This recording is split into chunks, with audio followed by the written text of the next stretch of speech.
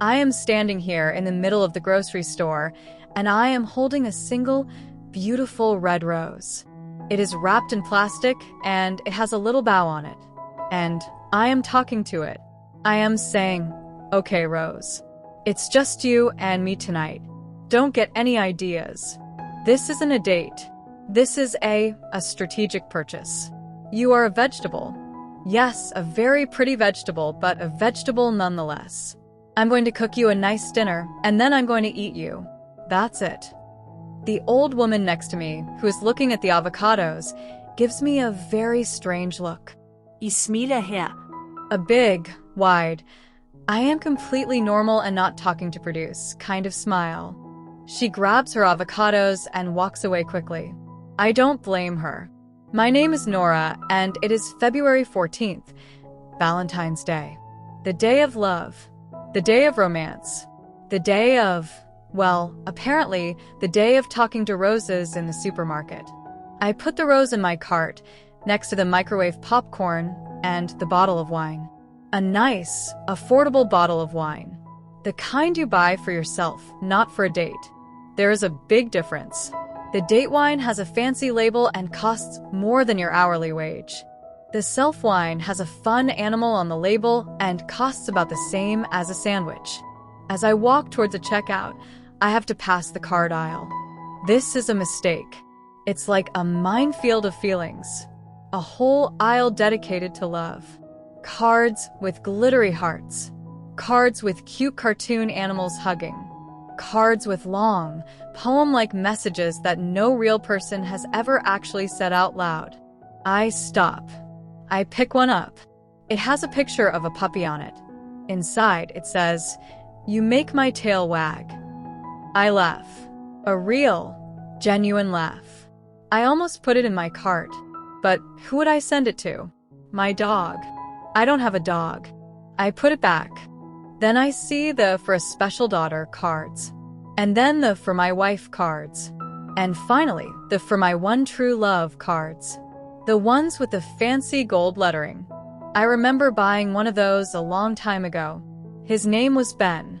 And just like that, a memory hits me. Not a sad, painful one. Just a clear one. I was 22 years old. It was my first Valentine's Day with Ben. We had only been dating for a few months. I was so nervous. I wanted it to be perfect. I spent a week making him a scrapbook. A silly, handmade thing with ticket stubs from our first movie, a napkin from the first coffee shop we went to, and a million little notes. I gave it to him at a fancy restaurant. He opened it and he just smiled. He didn't say much. He just held my hand across the table. Later that night, he gave me his gift. It was a small velvet box. My heart stopped. A box that size, it could only be one thing, right? I opened it with shaky hands. Inside, on a little white pillow, was a key. A single silver key. I looked at him, confused. He said, "It's the key to my apartment. I'm not giving you a necklace. I'm giving you a place.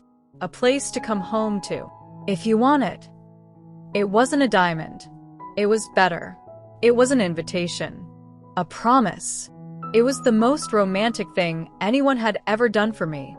I put the "for my one true love" card back on the shelf. That memory is a good one. It's a happy one.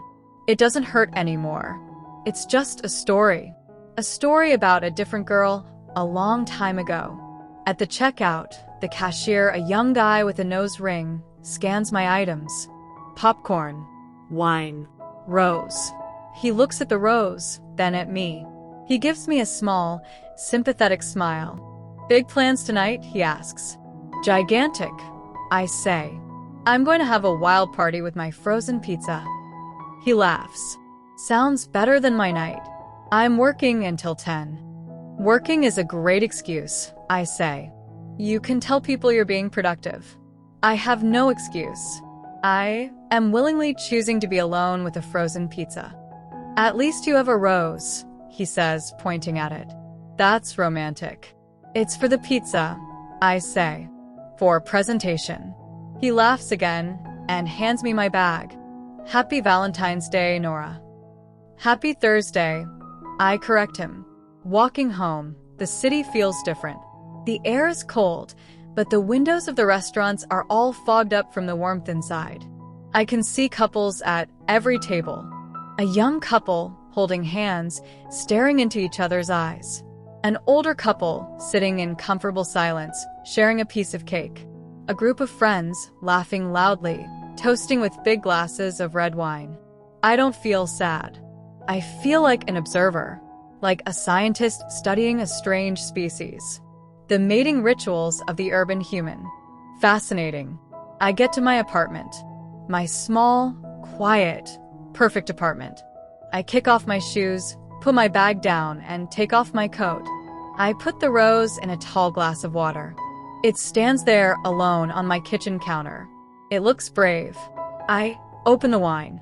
I don't need a fancy corkscrew. It's a screw top. Self-wine. I pour a big glass. I put the pizza in the oven. The timer ticks down. 30 minutes of quiet. I take my wine and sit on my couch. I look around the room. This is my space. I chose everything in it. The dark green pillows. The soft, cream-colored rug. The bookshelf filled with books I have actually read. The photos on the wall. Photos of my friends. Photos of my parents. Photos of places I have traveled. Not one single photo of an ex-boyfriend. This is a Ben-free zone. I made sure of that. The breakup with Ben was hard. The kind of hard that feels like the end of the world. We were together for 5 years. 5 years of inside jokes and shared friends and plans for the future. We were going to travel. We were going to get a dog. We were going to buy a house with a porch. And then, one day, it just stopped. It didn't explode. It didn't crash. It just faded. Like a song you can't quite remember. We started having the same argument over and over. A boring argument about money, about time, about nothing. We were two people standing in a room, but we were looking in different directions. The night we broke up, it was raining. Of course it was raining. It's always raining in sad stories. We were standing in my kitchen, right where I'm sitting now. He was calm. Too calm. That's how I knew it was real. He said, "Nora, I love you, but I'm not in love with you." Those words. Everyone knows them. Everyone has heard them in a movie or a song. But when someone says them to you, in your own kitchen, while it's raining outside, they sound completely different. They sound like a door closing. A heavy, solid, wooden door. I didn't cry. Not then. I just nodded. I felt like I was floating above my own body, watching the scene happen to someone else. He packed a bag. He said he would come back for the rest of his things next week. He kissed my forehead, and then he walked out the door. I stood there for a long time, listening to the rain. I waited to feel something. The big, dramatic sadness. The tears. The screaming. But it didn't come. There was just a strange, hollow silence. For weeks after that, I felt like a ghost in my own life. I went to work. I talked to my friends. I ate food. But I wasn't really there. I was just going through the motions. I would see a funny meme and think, I have to send this to Ben. And then I would remember. I would hear a song on the radio and feel a sharp pain in my chest. Our song. A song I used to love. Now I couldn't listen to it without feeling sick. My friend Maya was my lifeline. She would call me every day. She wouldn't ask if I was okay because she knew I wasn't. She would just talk. She would tell me boring stories about her job or gossip about people we went to high school with. She would make me laugh. She kept me tethered to the real world. One night, about a month after the breakup, I was having a really bad night. I was lying on the floor of my bedroom, just staring at the ceiling. I was listening to sad music, which was a terrible idea. I was just letting myself drown in it. My phone rang. It was Maya. "Get up," she said. "No, hello." Just get up. "I'm busy," I said. "You're lying on the floor, aren't you?" "Maybe." I knew it. "Get up. Put on your shoes. I'm picking you up in 10 minutes." I don't want to go out. We're not going out. We're going to the grocery store. The grocery store? It's 10 o'clock at night. The best time. No crowds. All the sad, lonely people are there, buying ice cream. You'll fit right in. She was right. We went to the grocery store. We walked up and down every aisle. We read the ingredients on cereal boxes. We smelled every candle in the home goods section. We bought a pint of ice cream and 2 spoons. We sat in her car in the parking lot and ate it. We didn't talk about Ben. We didn't talk about feelings. We just sat there eating ice cream, watching people come and go. And for the first time in a month, I felt a tiny bit better. Just a tiny bit. It was like a small crack of light in a very dark room. The timer on my oven beeps, pulling me back to the present. My pizza is ready. I get up, take it out of the oven, and slide it onto a plate. It's perfectly golden brown. A masterpiece of frozen food technology. I carry my pizza, my wine, and my glass of water with the rose in it to the coffee table. I turn on the TV. I scroll through the movies. Every single romantic comedy looks the same. Boy meets girl. Boy loses girl. Boy gets girl back. Happily ever after. The end. I scroll past them all. I finally settle on an old action movie. One with explosions and car chases and absolutely no kissing. Perfect. As I eat my pizza, I think about love. Not in a sad way, just in a curious way. What is it really? Is it the big moments? The fancy dinners and the velvet boxes? Or is it the small things? The shared pizza at midnight. The stupid jokes. The comfortable silence. I think about my parents. They've been married for 40 years. 40 years. That's longer than I've been alive. Is their love the same as it was on their wedding day? Probably not. It's probably deeper, quieter. It's less about the fireworks and more about the steady, warm glow of a fireplace. They finish each other's sentences. They argue about the best way to load the dishwasher. They hold hands when they watch TV. It's not exciting, but it's real. Maybe that's what I want. Not the perfect Valentine's Day. Not the grand gestures. Just someone to load the dishwasher with. Someone to be quiet with. But then I think about Ben. And I realize something. I don't want Ben anymore. I don't miss Ben. I miss the idea of us. I miss the person I was when I was with him. I was younger, more confident in the future. I thought I had it all figured out. I don't have it figured out anymore. And honestly, that's okay. It's actually a relief. There is no pressure to be perfect. There is no timeline to follow. I'm not waiting for my life to start anymore. This is it. This is my life. Right now. Eating pizza alone on Valentine's Day. And it's not sad. It's just Thursday. I finish my pizza. I finish my wine. The action movie ends with a huge explosion. The good guys win. The bad guys lose. The end. I get up, wash my plate, and put my glass in the sink. I look at the rose. It's still standing tall in its glass. I lean in and smell it.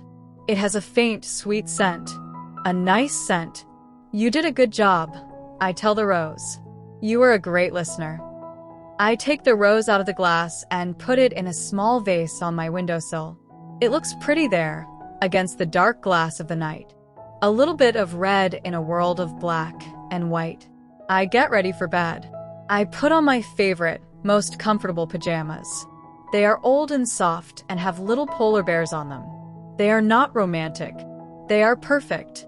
I climb into bed. The sheets are cold. I curl up into a ball, waiting for my body heat to warm them up. I look at my phone. No messages. That's fine. I don't expect any. I close my eyes. I think about tomorrow. Friday. The end of the work week. Maybe I'll call Maya. Maybe we'll go get tacos. Tacos are always a good idea. I start to drift off to sleep. But then my phone buzzes. A text message. I groan. Who is texting me at this hour? I pick up my phone. The screen is bright in the dark room. It's from a number I don't have saved in my phone, but I recognize it. It's a number I used to know by heart. A number I deleted years ago, but my memory never did. The message says, "Hi Nora. I know this is weird and so late, but I was walking past the old coffee shop, the one we used to go to, and I just thought of you. Hope you're doing well. Happy Valentine's Day." Ben.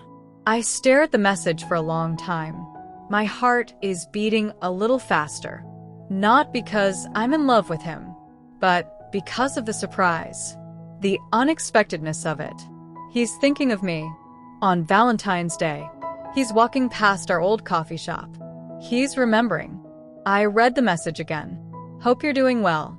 Such a simple, polite thing to say. But it feels like so much more. It feels like a small hand reaching out across a very big distance. A distance of years. A distance of hurt. A distance of healing. I think about not replying.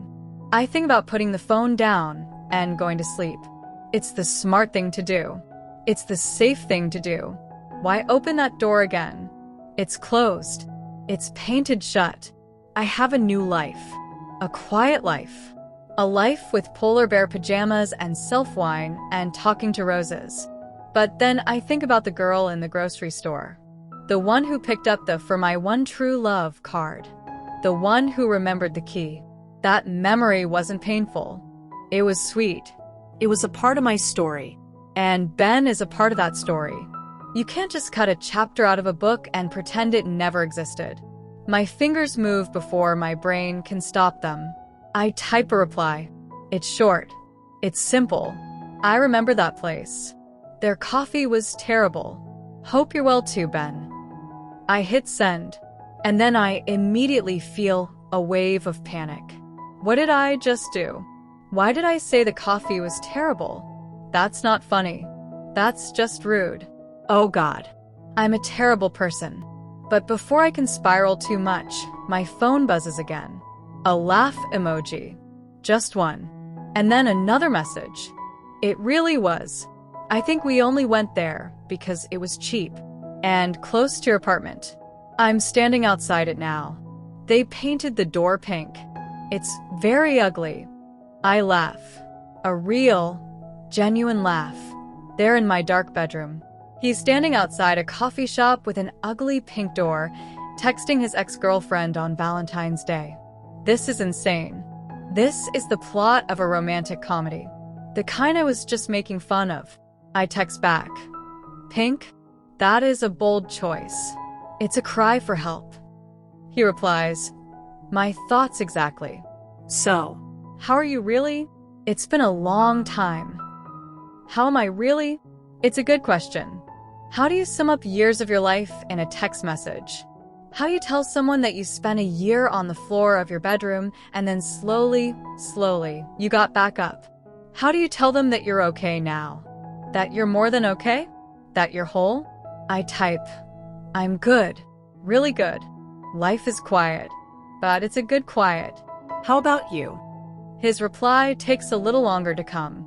I watch the 3 little dots appear and disappear. Appear and disappear. He's typing. Then stopping, then typing again. Finally, the message comes through. It's long. I'm okay. I don't know. I'm in town for work. I've been traveling a lot. It's lonely. I've thought about you a lot, Nora. Not in a sad way. Just, I think about that night. In your kitchen. The way I said those things. I was so calm. I was so sure. But I wasn't sure. I was scared. I was scared of how much I loved you. It was easier to walk away than to stay and try. I've never said that to anyone. I'm sorry. I'm sorry I was so calm. I should have been a mess. You deserved a mess. I read the message 3 times. I feel a strange tightness in my chest. Not the old pain. Something new. Something like understanding. All these years, I thought he just stopped loving me. I thought I wasn't enough. I thought there was something wrong with me. But he was just scared. He was just a boy, pretending to be a man. I don't know what to say. I don't know how to feel. I put the phone down on my chest and stare at the ceiling. The ceiling I stared at for so many months after he left. But tonight, it doesn't feel like a sad ceiling. It's just my ceiling, the one in my home. I pick up the phone again. I think about the girl on the floor. The girl listening to sad music. She would have given anything for this message. She would have seen it as a sign. A chance to get him back. She would have texted back 1,000 words, pouring her heart out. But I'm not that girl anymore. I'm Nora. The girl who talks to roses. The girl who buys herself wine with fun animals on the label. The girl who is perfectly happy to spend Valentine's Day alone with a frozen pizza. I don't need a sign. I don't need a second chance. I already have my chance. It's this life. My life. I type my reply. It's honest. It's simple. It's from the Nora of today. Ben, thank you for saying that. It means a lot. It really does. It helps, actually. More than you know. I'm glad you're okay. I'm glad you texted. But I'm also glad for the quiet. I'm glad for the life I have now. I hope you find her quiet too. Take care of yourself. Good night, Ben. I send it. And this time, I don't feel panic. I feel peace. A deep, calm peace. I put my phone on the nightstand. I turn off the light. I curl up under the covers. The sheets are warm now. I think about the pink door. I smile. I think about the key he gave me all those years ago. It wasn't a diamond, but it was a promise. And tonight, I finally understand what that promise was. It wasn't a promise of forever with him. It was a promise of a future that I had to build myself.